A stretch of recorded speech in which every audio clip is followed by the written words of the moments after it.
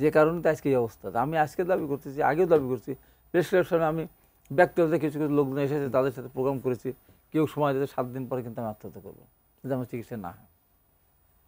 সরকারের কানে যাচ্ছে না। আজকে বলতে চাই যে এর পরে একজন ছেলে যদি আত্মহত্যা করে বিনা চিকিৎসা, যদি এখন যদি মারা যায়, আমি বলবো যে চিকিৎসা সঠিক মতো না করার কারণে মারা যাচ্ছে। যদি উন্নত চিকিৎসা দেওয়া যেত, আমার নিজের ব্যক্তিগত ব্যাপারে আমি বলি 2009 সালে যখন মারাত্মক জন্ডিসে আক্রান্ত হয়েছিলাম, আমার মৃত্যু অনিবার্য ছিল, আমার ডেট আগামীকাল পরশু দিন আমি মরে যাব।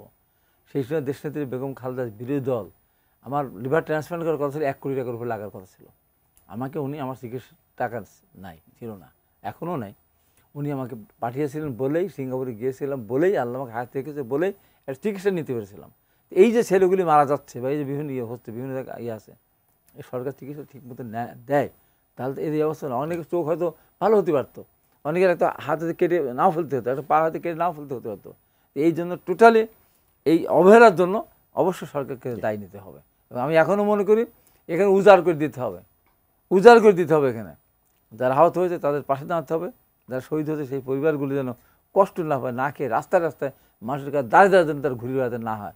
আমি সেই দাবি আমি কঠিনভাবে করছি। আজকের পর থেকে বলতে চাই সরকারের টনক জন্য নড়ে। এরপরে তাকে আমি বলছি, এরপর একটা ছেলে মারা গেলে তার জন্য মিছিল হবে। কার বিরুদ্ধে? সরকারের বিরুদ্ধে। কেন আমার ভাই মারা গেল এতদিন পরে, কেন শহীদদের খাতা লম্বা হলো?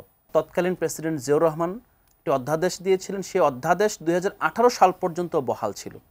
2018 সালে সেই অধ্যাদেশ পরিবর্তন করে সরকারি চাকরি বিধিতে সংশোধনী আনা হয়। আপনি যদি 18 সালটা একটু মিলিয়ে নেন, 18 সালে নিশিরাতের নির্বাচনের পর প্রশাসনকে, আমলাতন্ত্রকে আরও অধিক সুবিধা দিতে গিয়ে তাদেরকে গ্রেপ্তার করা যাবে না, তারা এখানে তাদের আপনার গণতান্ত্রিক রাজনৈতিক সব অধিকার, সব মশার বিরুদ্ধে সুরক্ষা দিতে এলো বসুন্ধরা এক্সট্রিম অ্যারোসল, মশার বিরুদ্ধে এক্সট্রিম সুরক্ষা নিশ্চিত করা হয়েছে 18 সালের আইনের মাধ্যমে। 2025 সালে যে অধ্যাদেশ, এই অধ্যাদেশ কিন্তু নতুন করে না, এটা মূলত 79 সালের অধ্যাদেশে ফিরে যাওয়া।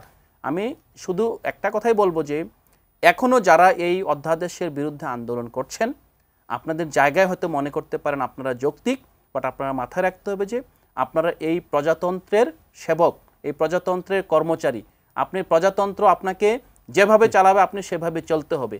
আপনি প্রজাতন্ত্রকে কুক্ষিগত করে এখানকার রাজনীতিবিদদের, রাজনৈতিক দলের মধ্যে বিভেদকে কাজে লাগিয়ে নিজেরা রাষ্ট্রকে জিম্মি করে রাখবেন, এ ধরনের ব্যবস্থা ছাত্র জনতা, বিশেষ করে জুলাই অভ্যুত্থানের পরবর্তী যে তরুণ প্রজন্ম, তারা হতে দিবে না।